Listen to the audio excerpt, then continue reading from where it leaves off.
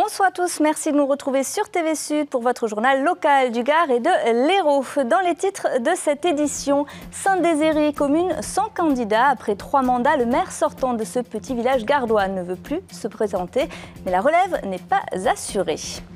La jeune génération du Front National monte au créneau. Marion Maréchal Le Pen était à Nîmes hier soir pour soutenir le candidat FN à la mairie, Johan Gillet, à respectivement 24 et 27 ans. Il représente la jeune garde du parti d'extrême droite. Et puis, petites phrases et grandes envolées, la campagne électorale en vue des municipales ne manque pas de temps fort. Retour sur les meilleurs moments de cette semaine dans ce journal. Une campagne électorale dont on va aussi parler avec l'invité de ce journal, le président de l'Assemblée nationale, Claude Barthelone. Bonsoir. Bonsoir. Merci d'avoir accepté notre invitation. Vous êtes ici puisque dans quelques instants, vous serez aux côtés du candidat socialiste Jean-Pierre Moore à la Maison pour tous Mélina Mercury pour un meeting, une réunion publique. Une réunion publique qui va permettre de resituer à la fois l'enjeu pour les habitants de Montpellier, mais aussi pour le pays.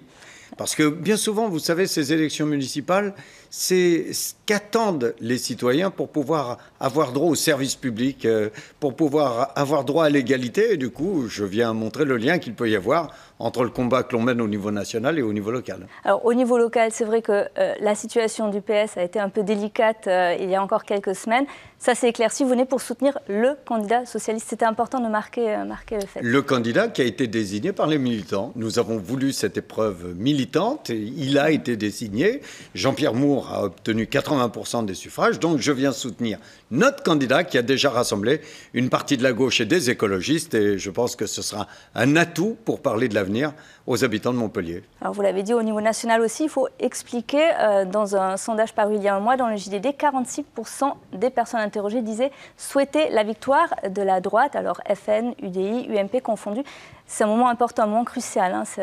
C'est un moment important parce que c'est toujours compliqué pour un gouvernement, pour une nouvelle majorité qui a hérité d'une situation catastrophique au niveau national. C'est toujours compliqué quand les résultats ne sont pas encore là d'inviter nos compatriotes à aller voter. Mais moi je leur dis, attention, si vous n'allez pas voter, d'autres parleront pour vous. Donc déplacez-vous. Et vous êtes vous-même candidat sur une liste socialiste. Oui, je suis candidat au Pré-Saint-Gervais. C'est la ville qui m'a accueilli lorsque j'avais 10 ans. Je suis né en Tunisie. Lorsque nous sommes rentrés avec mes parents, nous sommes arrivés au Pré-Saint-Gervais en Seine-Saint-Denis. Et par fidélité, je vais être présent sur la liste. Alors, c'est une présence qu'on dit intéressée, puisque votre objectif à terme 2016, ça serait le Grand Paris. Est-ce que ces futures métropoles, c'est aussi un enjeu et pourrait être un enjeu de l'entre-deux-tours dans cette campagne ? Les métropoles sont un enjeu. Parce que l'on voit bien qu'au niveau international, ce sont les métropoles qui permettent de construire des territoires solides et solidaires. Solides économiquement et solidaires parce que sans service public, sans accès à l'égalité au quotidien, on a du mal à pouvoir se sentir citoyen de la République. Et les métropoles, vous voyez, ce sera l'enjeu de ce 21e siècle. Pas simplement en France, où nous en avons désigné 13, mais au niveau international. Et il faudra que l'on existe là aussi dans cet enjeu territorial et humain. Alors entre les deux, on a parlé de vous pour un éventuel poste de Premier ministre. Vous savez, ça, ce sont les rumeurs. Bon, à la fois, c'est quelque chose qui vous permet de voir votre travail reconnu, mais il n'y en a qu'un qui peut décider. Et le moment et le choix, c'est le président de la République. Alors on va revenir à la région. En Languedoc-Roussillon, la commune de Saint-Désiré, on le disait en titre, est la seule commune sans candidat. Alors c'était une situation qui était à craindre. 64 communes en France sont dans cette situation. Alors c'est lié bien sûr à la modification du code électoral en mai dernier, mais pas seulement. Est-ce qu'on ne peut pas aussi constater une désaffection de la nouvelle génération, puisqu'il y a beaucoup de maires âgés qui sont... Alors, on verra au deuxième tour, parce que vous savez, la grande différence, c'est qu'avant, dans les petites communes, on n'était pas obligé d'élire un candidat. Vous pouviez aller au bureau de vote et mettre le nom d'une femme ou d'un homme qui n'était pas forcément candidat. Tandis que là, les candidatures ont été obligatoires. Donc, attendons le deuxième tour, puisqu'entre le premier et le deuxième tour, les candidatures seront de nouveau ouvertes dans ces petites communes. Et nous ferons le bilan, mais j'espère qu'il y aura des volontaires pour répondre à ce besoin des habitants et puis pour reprendre à cette symbolique républicaine. Alors je vous propose d'aller tout de suite à Saint-Désiré, ce petit village de 393 habitants qui est situé dans la plaine de la Gardonninque, entre Nîmes et Alès, et qui n'a donc pas de candidat à la mairie. Écoutez. Voici Saint-Désiré, sa cave coopérative, son église et sa mairie sans candidat. Le petit village gardois est la seule commune sur les 353 du département à n'avoir déclaré aucune liste en préfecture. Et après 3 mandats, le maire socialiste sortant, âgé de 69 ans, n'a pas souhaité se représenter. Les raisons qui m'ont poussé à ne pas me représenter, c'est en quelque sorte la lassitude. C'est les contraintes de l'élu, donc entre en grande partie, la responsabilité. La responsabilité d'élu du matin où vous vous levez, au soir où vous vous couchez, vous êtes responsable. Je sais que j'ai été critiqué, c'est un peu ça aussi. Et au moins, à force de recevoir des critiques, on en a gros sur la patate, c'est le cas de dire, entre guillemets. Là, Donc voilà, donc je pensais que ceux qui critiquaient allaient prendre le relais. Mais parmi les 400 âmes de la commune, personne ne s'est réveillé à temps. Une situation diversement appréciée par les habitants. Pour faire vivre un peu ce village, c'est un peu dommage. Qu'est-ce que vous voulez que je fasse? On ne va pas voter, on ne votera pas. C'est désolant, c'est tout. Je pense que les maires ne sont pas reconnus pour tout le travail qu'ils peuvent donner. Et je comprends qu'à un moment, les gens n'aient pas envie de s'investir. J'y ai passé, je sais ce que c'est. Mon mari, il a été maire, alors je sais ce que c'est. Et c'est vraiment pénible. Le 23 mars prochain, les Saint-Dézériens ne se rendront donc pas aux urnes. Mais pour le deuxième tour, une liste de 2 personnes minimum pourra être déposée avant le 25 mars, avec une forte probabilité d'être élue. Si tel n'était pas le cas, la préfecture instituerait une délégation spéciale dans l'attente d'une élection partielle sous 3 mois. Une situation qui ne devrait pas arriver. Un ancien adjoint envisagerait de se présenter. Toujours dans le Gard, hier soir, Marion Maréchal Le Pen était en meeting au stade des Costières de Nîmes. La députée Front National du Vaucluse, âgée de 24 ans, est venue soutenir le candidat FN sur Nîmes, Johan Gillet, qui compte 3 ans de plus seulement. Tous les deux incarnent cette nouvelle génération du Front National. Olivier Michel. Ils ont à eux deux 51 ans et représentent la nouvelle génération du Front National. Marion Maréchal Le Pen, 24 ans, plus jeune députée française, est venue soutenir Johan Gillet, 27 ans, candidat à Nîmes. Un renouveau dans la continuité qui garde pour socle commun l'amour de la patrie. Forcément, les défis qui nous opposent aujourd'hui sont différents de ceux qu'a pu connaître les premiers engagés au Front National il y a 40 ans. Aujourd'hui, c'est plutôt, on va dire, l'hégémonie européenne, c'est l'idéologie mondialiste, c'est un chômage de masse, c'est une insécurité grandissante, ce sont des problèmes identitaires. C'est que nous ne défendons pas le plat de blanc-beurre, nous défendons le bleu, le blanc et le rouge. Et la jeunesse d'afficher ses ambitions. Plus fébrile au départ que sa députée, visiblement bien rodé à l'exercice, Johan Gillet a pris de l'assurance. Dénonçant une droite molle, il a dévoilé ensuite des mesures de son programme, du droit de préemption pour éviter l'implantation de kebabs à la suppression des allocations aux parents d'enfants délinquants, des mesures qu'il appliquera lorsqu'il sera élu, ce dont il ne doute pas. Tous ensemble, nous referons de Nîmes une ville française. Les électeurs de tous les bords nous rejoignent petit à petit parce qu'ils ont compris la supercherie qu'il y avait en face, que ce soit l'UMP ou le PS. Donc oui, je crois réellement à nos chances de victoire.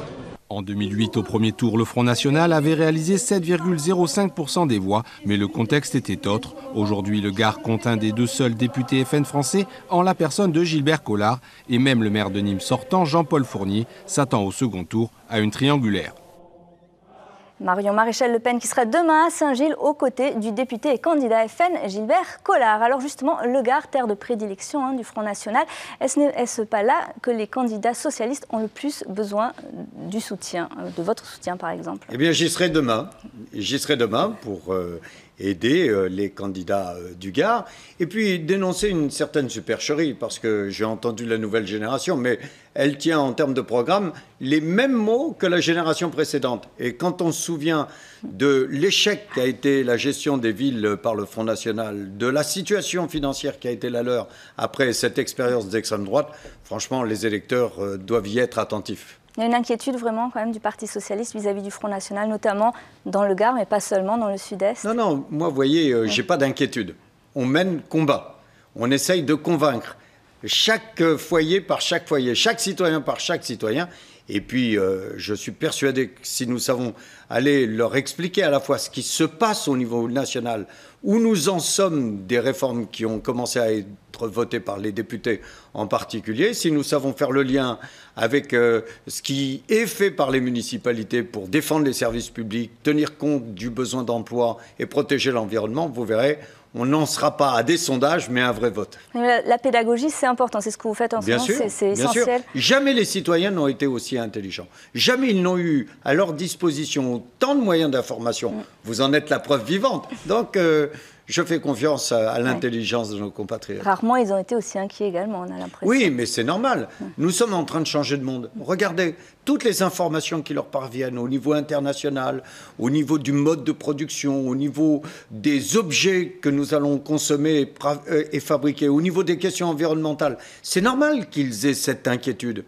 Et à nous de leur donner vraiment envie de croire à ce nouveau monde, en nous de leur expliquer que chaque citoyen, quelle que soit sa couleur de peau, quelle que soit son origine, aura la possibilité, comme nous le faisons avec les mesures pour l'éducation nationale, d'être acteur de ce nouveau monde.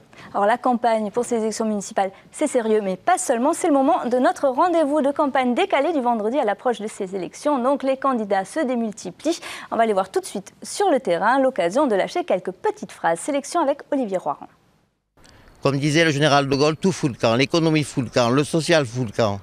Et on commence par un ex-candidat au municipal victime d'un horrible complot montpelliérain, trahi par les siens.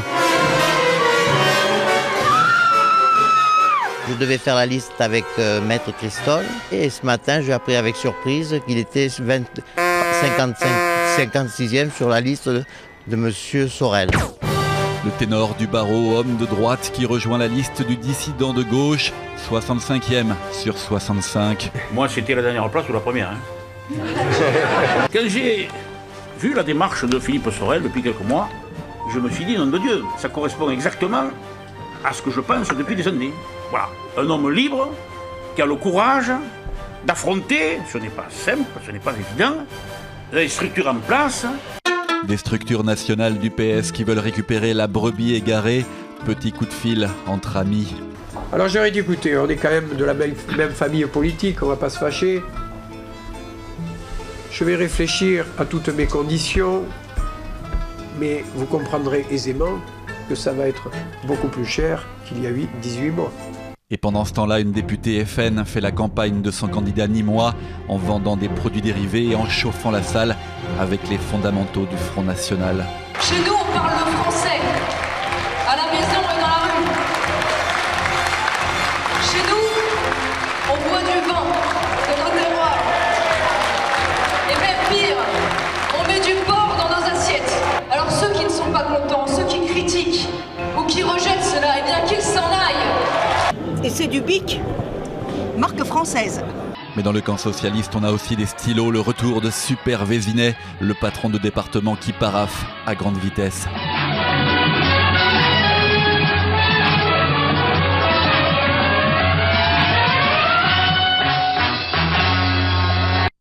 Comme disait le général de Gaulle, tout fout le camp, l'économie fout le camp, le social fout le camp. Dans le reste de l'actualité, un acte de malveillance prive Florensac et Pomerol d'eau potable. Une ou plusieurs personnes ont pénétré sur le site de stockage d'eau potable et sur le site de pompage de Florensac dans l'Hérault. Des intrusions prises très au sérieux dans ces communes. Plus de 8000 habitants sont appelés à ne pas consommer l'eau du robinet jusqu'à nouvel ordre. La gendarmerie et l'agence régionale de santé ont été alertés et des bouteilles d'eau ont été distribuées aux habitants de Pomerol et de Florensac en fin d'après-midi. Une nouvelle distribution aura lieu demain dans les mairies dès 9h. On passe au sport avec tout d'abord du rugby et le jeune troisième ligne Kélian Galetier qui prolonge son contrat avec le MHR. À presque 22 ans, l'Espoir a disputé 13 rencontres avec l'équipe 1 depuis le début de la saison et a donc prolongé son contrat jusqu'en 2016. Et puis du football, après avoir fait le dos rond à Lyon la semaine dernière, les footballeurs montpelliérains montent à Lille ce week-end pour affronter les hommes de René Girard, actuellement 3e de Ligue 1. L'occasion pour la MHSC de prouver qu'il peut tenir tête au ténor de la saison, Julie Barral et Jean Brun. MHSC contre Lille, ou plutôt Courbis contre Gérard. Dimanche, le match décisif qui opposera l'équipe de l'ex-entraîneur du MHSC René Girard et celle de l'actuel coach Roland Courbis promet une compétition sous haute surveillance à Montpellier. René, et je le lui souhaite et j'en suis sûr, a d'autres qualités que ces fameuses qualités qui sont indispensables, mais pas suffisantes, de meneur d'homme.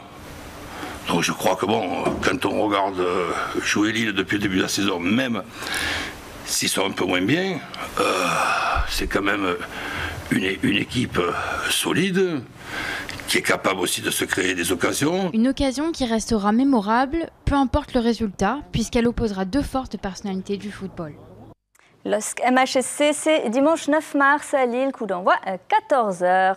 C'est la fin de ce journal, merci de l'avoir suivi. Merci beaucoup Claude Barthelone. Merci de m'avoir accueilli. Voilà, d'avoir accepté cette invitation. Donc je rappelle que vous êtes ce soir aux côtés de Jean-Pierre Moore, le candidat socialiste à la mairie de Montpellier, à la Maison pour tous, Mélina Mercouri. Passez une très belle soirée et un excellent week-end sur TV Sud.